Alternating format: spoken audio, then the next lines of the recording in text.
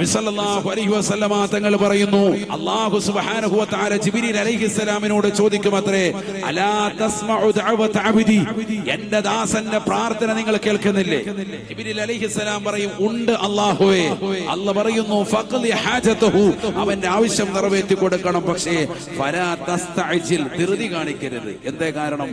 ഫഇന്നി ഉഹിബ്ബു അൻ അസ്മഅ സൗത അബ്ദി, എന്റെ അടിമയുടെ ശബ്ദം എനിക്ക് വല്ലാതെ ഇഷ്ടമാണ്, അല്ലാഹു പറയും എന്ന് സയ്യിദുനാ റസൂലുള്ളാഹി. ഇന്ന് നമ്മുടെ ഉമ്മത്തിനെ പറ്റിയ ഏറ്റവും വലിയ പ്രശ്നം അതാണ്. ഞാൻ ദിക്ർ ചെല്ലുന്നുണ്ട്, ഞാൻ ഖുർആൻ ഓതുന്നുണ്ട്, ഞാൻ അത് ഓതുന്നുണ്ട്, ഞാൻ സലാത്ത് ചെല്ലുന്നുണ്ട്, ഞാൻ വലിയ ആളാണ്, അതാണ് ഇതാണെന്നൊക്കെ കണ്ടിട്ട് എനിക്ക് ദുആയിനൊന്നും ഉത്തരം കിട്ടുന്നില്ലല്ലോ എന്ന് നീ കരുതുന്നുണ്ടെങ്കിൽ നിന്റെ പ്രാർത്ഥന അള്ളാഹ്ക്ക് വലിയ ഇഷ്ടമാണ്, നിന്റെ ശബ്ദം പടച്ചവന് വലിയ ഇഷ്ടപ്പെട്ടിട്ടുണ്ട്, അതുകൊണ്ട് വൈകുന്നതാണ്. ഇത് ഹദീസാണ്.